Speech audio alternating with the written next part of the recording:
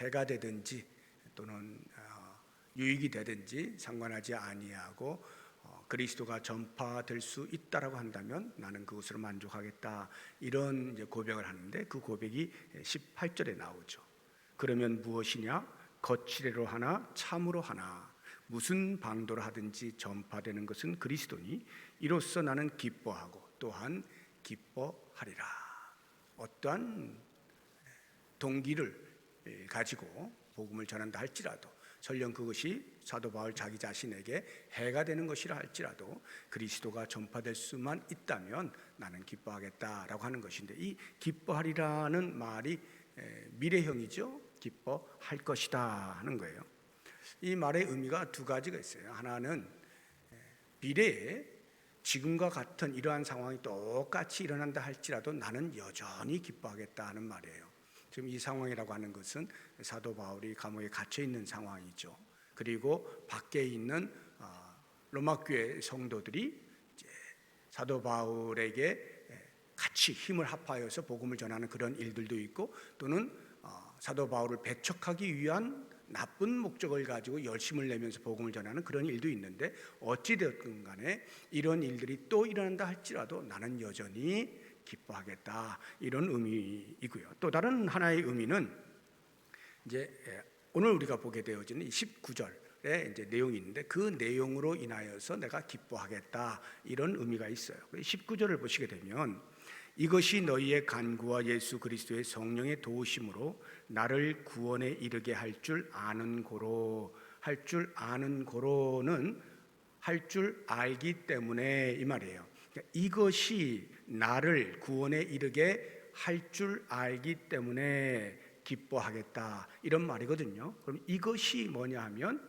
내가 지금 감옥에 갇혀 있어서 고난을 받는 것, 사도 바울이 감옥에 갇혀서 투옥생활을 하면서 고난을 받는 이것이 나를, 사도 바울 자기를 가르치는 거죠. 나를 구원에 이르게 할 줄 알기 때문에 나는 기뻐하겠다, 이런 의미인 것입니다. 그렇다고 하면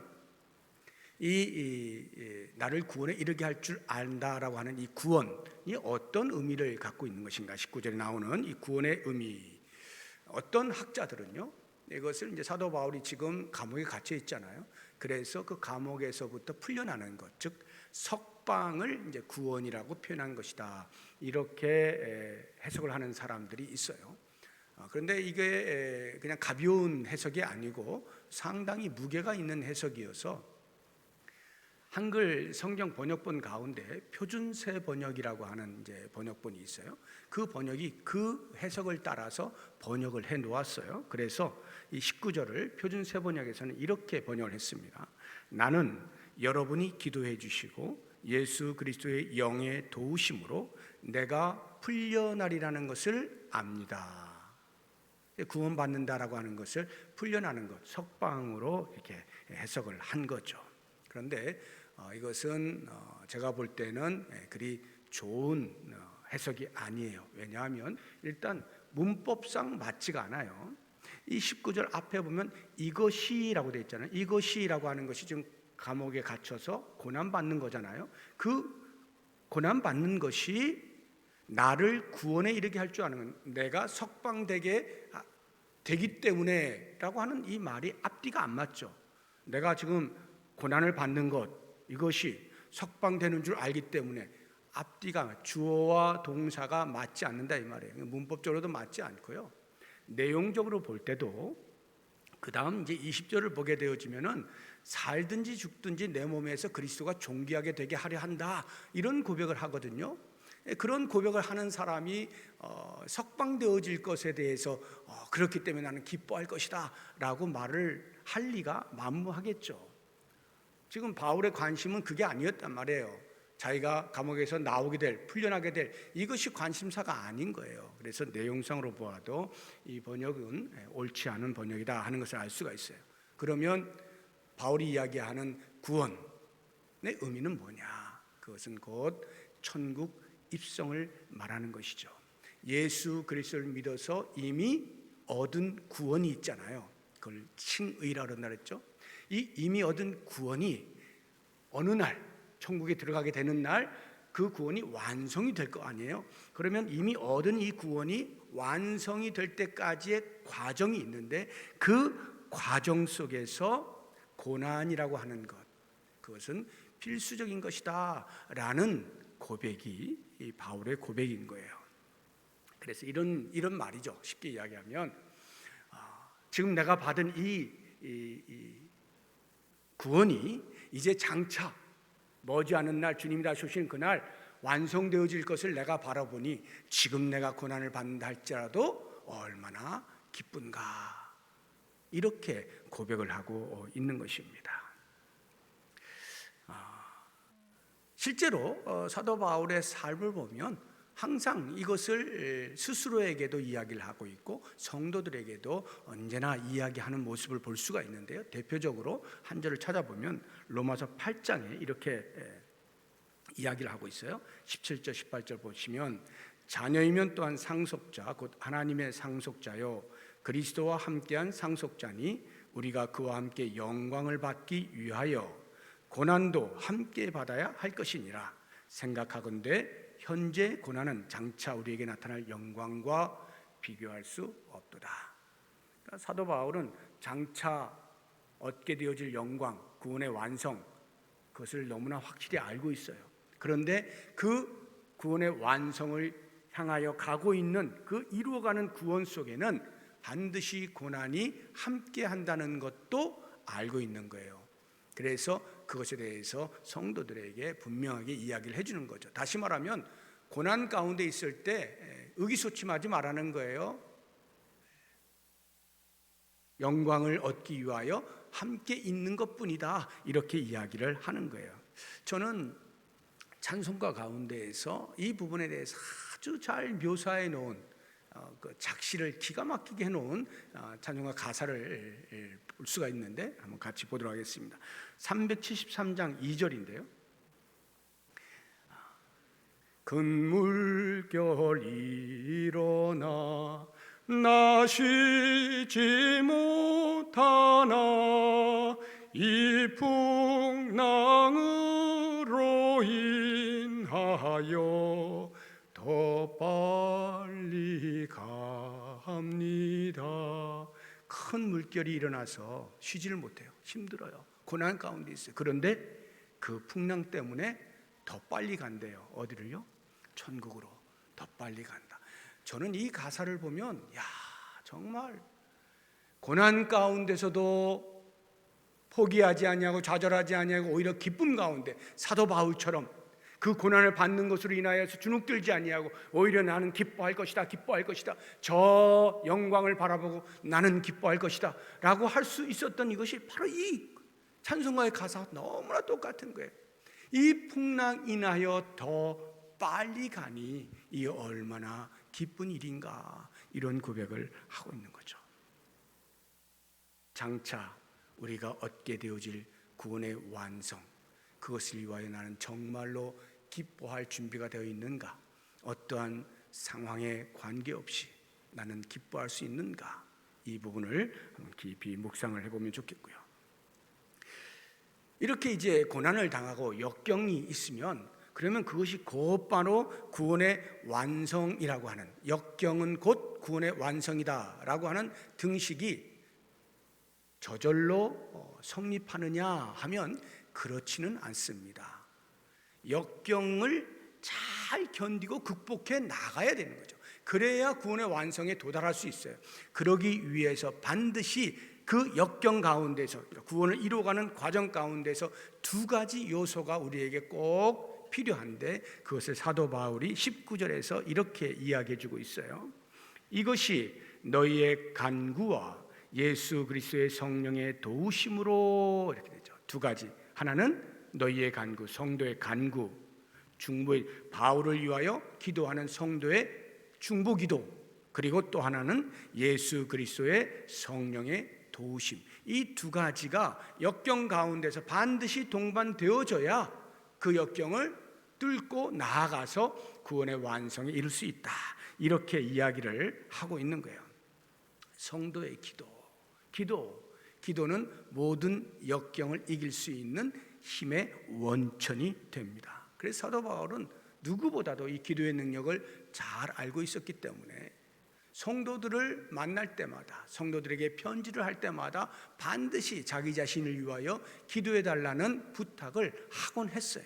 우리 로마서 한번 볼까요? 15장 30절에 형제들아, 내가 우리 주 예수 그리스도와 성령의 사랑으로 말미암아 너희를 권하노니 너희 기도에 나와 힘을 같이하여 나를 위하여 하나님께 빌어.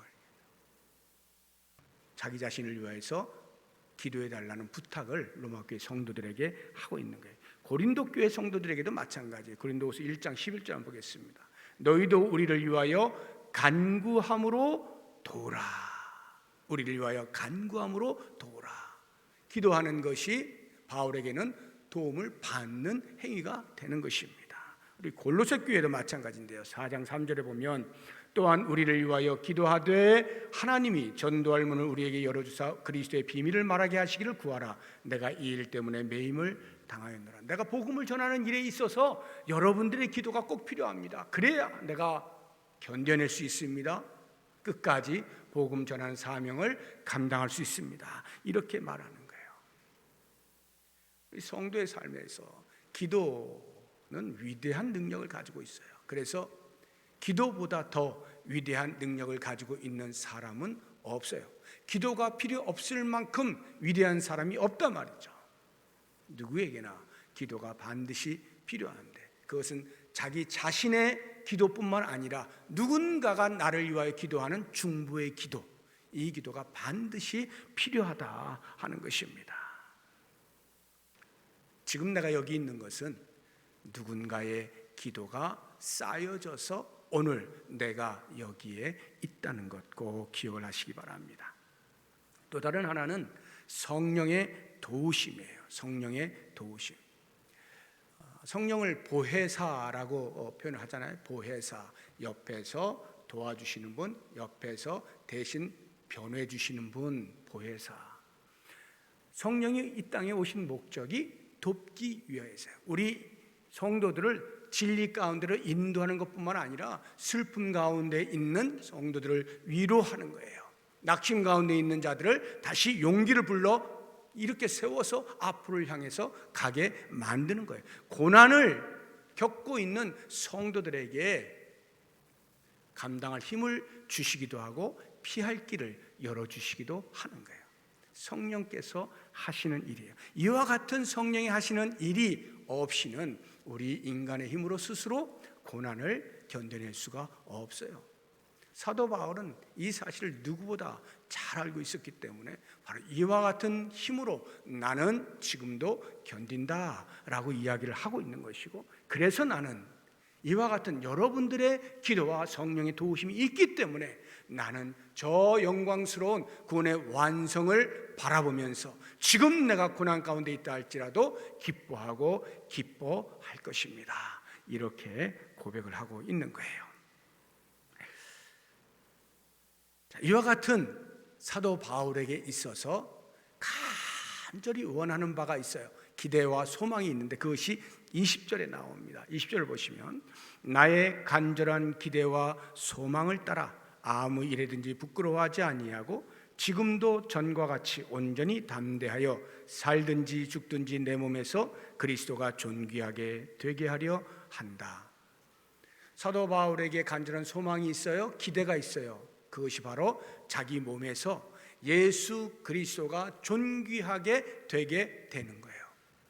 자기 몸에서 자기를 통하여 자신의 삶을 통하여서 그리스도가 존귀하게 되는 것, 이것이 바울이 갖는 간절한 기대와 소망이라 이야기를 하는 겁니다. 여기 간절한 기대라고 하는 이 단어의 헬라어 단어가 아포카라도키아예요. 아포카라도키아. 이 세 단어가 합성, 아포카라도키아라고 하는 이 세 단어가 합성된 건데, 풀어서 설명을 하면 목을 길게 빼고 앞을 바라본다는 말이에요. 목을 길게 빼고 앞을 바라본다. 이런 뜻을 가진 사자성어 기억나시죠? 학수고대. 학수고대. 학이 머리를 쭉 내밀고 이렇게 간절히 바라는 것. 사도 바울의 간절한 기대라는 게 지금 그런 거예요. 저도 지금 학수고대 하는 게 있거든요. 아시겠지만 제가 이제 이번 주일에 남아공을 가잖아요. 그냥 뭐 거기 가는 게 제 학수고대가 아니라 뭐 제 딸이 결혼하는 것도 있지만 그거보다 더 제가 학수고대 하는 게 뭐냐면 우리 가족이 10년도 더 넘은 것 같아요. 함께 모여본 지가. 얼굴을 같이 모여서 이렇게 본 때가 10년이 넘은 것 같아요. 아버지로서 참 이게 못할 짓인데 이번에 그게 가능해졌어요. 다 모일 수가 있게 된 거예요. 저는 그게 너무 지금 학수고대가 되는 거예요. 야, 이거 10여 년 만에 우리가 같이 보는구나. 간절히 바라는 거예요. 바닷가에 물고기 잡으러 어부가 나가잖아요. 그럼 한 달이고 이렇게 고기잡이하고 들어오게 되면 집에서 기다리는 가족들은요, 아무런 사고 없이 풍랑 만나지 아니하고 무사히 만선해서 돌아오기를 학수고대하는 거예요. 온 산을 뒤지면서 산삼 찾는 신만이들은요, 그 산삼 하나 찾아보기를 학수고대하는 거예요. 사람마다 고대하는 바가 있어요. 소망이 있어요. 바람이 있어요.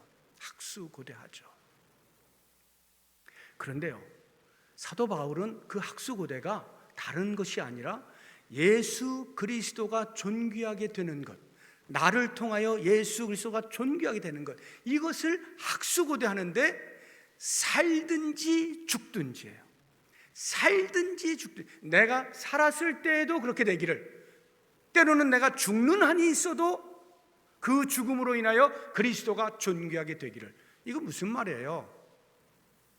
박해를 받다가 내가 죽는 순간이 왔을 때 그리스도를 부인하지 않겠다는 말 아니겠어요?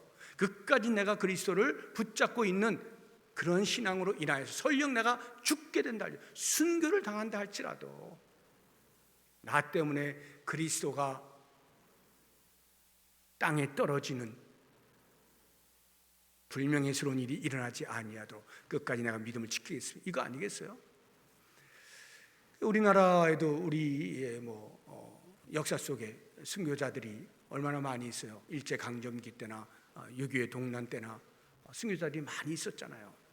그 가운데에서 죽지 못한 순교자가 있습니다. 그 책도 있죠. 해와 같이 빛나리 해가지고 죽지 못한 순교자 주남선 목사. 여러분 책을 읽어보셨는지 모르겠는데 그렇게 순교를 소망하고 그 어려운 가운데 일부러 그런 자리를 찾아갔다는 것이 아니라 그런 상황 가운데에서 죽음을 두려워하지 아니하고 죽고자 하는데 하여튼 이분은 그렇게 죽지는 않았어요. 순교로 죽지는 않았어요. 근데 저는 바로 그와 같은 불굴의 죽음을 두려워하지 않는, 그래서 자기의 삶을 통해서 그리스도가 불명스럽게 되지 아니하는, 그리스도가 어찌하든지 나를 통하여 존귀하게 되어지는 그 자리를 지켜내는 것, 이게 순교 정신인데요. 오늘날에는 그 정도의, 우리나라에 그 정도의 어떤 외적인 박해가 있지는 않습니다. 그러면 이러한 시대에 우리에게 있어서 순교적 정신을 가지고 내 몸에서 그리스도가 존귀하게 되어지는 삶이라고 하는 것은 과연 어떤 것일까? 제가 생각해 볼 때 순교라고 하는 것은요, 정말 말할 수 없이 어려운 것이지만 눈 질끈 감고 주님하고 자신의 신앙을 그냥 죽음 앞에서 그냥 결정을 해가지고 하면 한순간에 끝나요. 죽는 거니까요. 한순간에 끝나요. 그런데요, 살면서 내 삶 가운데서 그리스도가 존귀하게 된다? 어떤 면에서는 이것이 더 어려운지도 모르겠어요. 우리의 삶 가운데에서 그리스도를 존귀하게 할 수 있는 삶을 살아내는 거 쉽지 않겠다. 그리스도인답게 살아내는 거 아니겠어요? 거룩하게 사는 것, 정직하게 사는 것 뿐만 아니라 어디에서나 평화를 만들어내는 그러한 삶을 사는 것, 그리스도를 닮아가는 그러한 고귀한 성품으로 살아내는 것, 이웃을 향하여서 자비와 긍휼의 마음을 품고 그런 것을 베풀 줄 아는 삶을 사는 것 결코 쉽지 않습니다. 그런데 이와 같은 우리의 삶을 통하여 그리스도가 존귀하게 되는 이것이야말로 이 시대에 외부적인 박해는 없지만 실제로 우리가 순교의 정신을 가지고 살아야 하는 내용들이 아닌가 하는 생각을 해보게 되는 거예요. 우리가 잠시 나에게는 이런 소망이 있습니다, 나는 이런 학수고대가 있습니다 라고 하는 것들은 다 일시적인 소원들이에요. 그러나 바울이 이야기하고 있는 내 몸에서 그리스도가 존귀하게 되게 하겠다라고 하는 것은요, 평생의 소원이죠. 평생의 소원이에요. 잠깐 그렇게 하고 그 다음부터는 내 삶을 살고가 아니라 자기 일평생 동안에 그리스도가 존귀하게 되어지는 삶을 살아내겠다라고 하는 이와 같은 고백, 얼마나 귀한 것입니까? 그런데 왜 바울이 이런 자기의 몸에서 그리스도가 존귀하게 되게 하려고 애를 썼느냐 하는 그 이유가 21절에 나옵니다. 21절 보시게 되면요,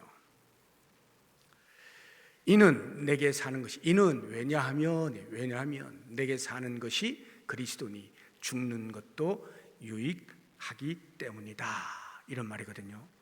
내게 사는 것이 그리스도니 죽는 것도 유익하기 때문이다. 자, 여기에서 이제 두 가지 우리가 볼 텐데, 그 첫 번째, 내게 사는 것이 그리스도니, 이 말, 내게 사는 것이 그리스도니, 이 말이 무슨 뜻인지 공동 번역에서 아주 선명하게 우리에게 알려주고 있어요. 공동 번역 이렇게 번역해 놓았어요.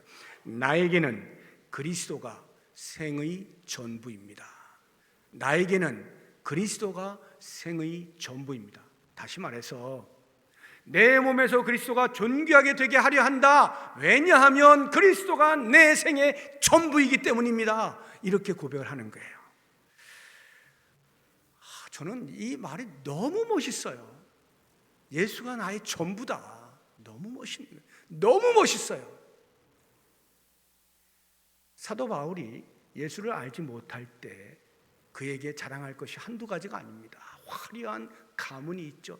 뛰어난 지식이 있죠. 종교적으로도 그 열심과 지위에 있어서 타의 추종을 부러워합니다. 모든 사람들이 부러워할 만한 자리에 있는 사람이 바울이었어요. 그런데요, 예수를 만난 이후 어떻게 됩니까?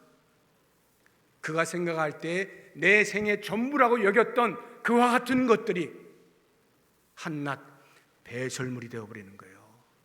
나는 배설물로 여겨버리겠다. 그거 예수 그리스도를 아는 고상함에 비하면 그건 배설물이야. 이렇게 인생이 완전히 바뀌어버리는 거예요. 세상의 그 화려한 것들에 눈이 멀어버리고요, 그리스도의 사랑에 눈이 띄인 거예요.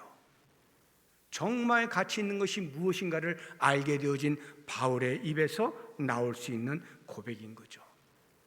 그리스도가 내 생의 전부입니다. 여러분, 이 말 제가 멋있다라고 이렇게 표현을 하니까요, 무슨 어떤 이렇게 슬로건처럼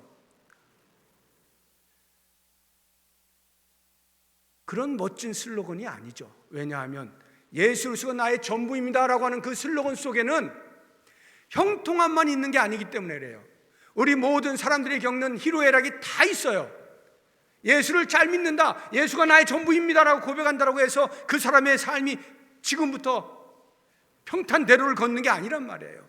똑같이 모든 사람이 겪는 희로애락을 겪어요.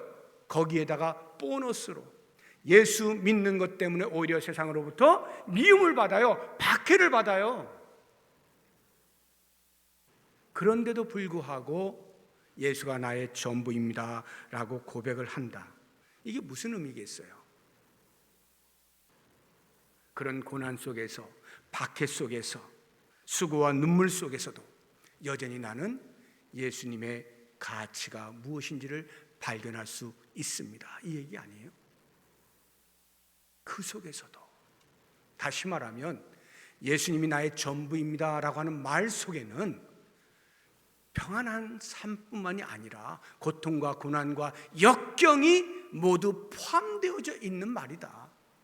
그 모든 것을 포함한 것이 예수는 나의 전부입니다 라고 하는 고백 속에 담겨 있다 이 말이에요. 그 제가 멋지다라고 말하는 것은요, 바로 이러한 고난까지도 그 전부 속에 포함할 수 있는 고백으로서, 그러한 고백으로서 너무 멋진 고백 아니에요? 예수님이 나의 전부이십니다. 두 번째를 보시게 되면요, 21절 뒷부분에 죽는 것도 유익함이라 이렇게 돼 있죠. 죽는 것도 유익함이라. 이건 무슨 말이냐 하면 공동번역에 이어서 이렇게 번역을 해놓았어요. 그리고 죽는 것도 나에게는 이득이 됩니다. 죽는 것도 나에게는 이득이 됩니다. 그러니까 이 무슨 말이냐 하면 예수가 나의 전부이기 때문에 난 지금 죽어도 여한이 없습니다. 예수가 나의 전부이기 때문에 나는 죽음을 도무지 두려워하지 않습니다. 이런 의미가 아닌 거예요. 이제 죽어도 돼, 그런 의미가 아니고요, 예수가 전부이기 때문에 나는 저 내세가 더 기대가 됩니다, 이런 말이에요. 저 내세가 더 기대가 됩니다. 이 땅에서도 이미 예수를 나의 전부로 삼고 고난도 얼마든지 견뎌내면서 기쁨 가운데서 살겠지만, 나에게 죽음이 다가와서 내가 천국에 들어가게 되면 그것이 더 기대가 됩니다, 이 말을 하고 있는 거예요. 왜요? 사도 바울의 입장에서 볼 때 예수님을 그 믿는 사람들 잡으러 가기 위해서 그 다메섹 도상 그 가는 길에서 빛으로 만나잖아요. 예수님을 빛으로 만나게 되어지는데 천국에 들어가게 되면요, 얼굴과 얼굴을 대면하여 만나게 되잖아요. 그 간절히 사모하였던 예수 그리스도를 얼굴을 마주하면서 교제하면서 영원히 살게 되어지는 영광 가운데 있게 되잖아요. 그러니 얼마나 이게 흥분이 되는 겁니까? 얼마나 기대가 되는 거예요. 죽는 것도 유익합니다. 죽는 것도 유익합니다. 죽으면 더 좋다 이 말이죠. 더 좋다. 내가 이 땅에서도 충분히 고난 가운데서도 얼마든지 주님이 나의 전부이시기 때문에 그것을 인하여서 기뻐하면서 살겠지만, 죽게 된다면 그건 더 좋은 일입니다. 주님 직접 뵈면서 교제할 수 있으니까요. 이런 이야기예요. 우리는 이 말씀을 보면서 이거는 영혼을 소유한 사람이 아니면 할 수 없는 고백이구나. 영원히 현실로 다가온 사람이 아니고서는 할 수가 없는 고백이에요. 우리가 정말 신앙을 사는 사람이다라고 말을 할 때 말이죠, 언젠가 있게 되어질 처음은 그러한 막연한 기대가 아니고요, 그 종말의 때 그리스도가 다시 오신 그때 영광의 삶, 그것이 지금 나에게 현실로 다가오면서 기대하고 살아가게 되어지는 이 영원을 소유한 사람만이 할 수 있는 고백이라는 말이에요. 과연 우리는 그러한 영혼을 소유한 자로 지금 살아가고 있는가 한번 돌아보시죠. 현재도 물론 우리는 주님이 전부이십니다 고백하며 마땅히 그렇게 살지만, 곧 있게 되어질 주님 다시 오시는 그날이 더욱더 손꼽아 기다려지는 삶입니다. 그때는 영원토록 영광의 주님과 함께 살게 되어지는 그날 정말로 기대가 됩니다. 하면서 살게 되어지는 성도의 삶의 현재가 과연 어떠할지 깊이 묵상해 보시면서 그 현재가 그리스도가 전부이심을 고백하면서 살든지 죽든지 나의 몸에서 그리스도가 존귀하게 되어지는 영광스러운 삶을 살아갈 수 있는 우리 모두가 될 수 있기를 주의 이름으로 축복합니다. 기도하겠습니다.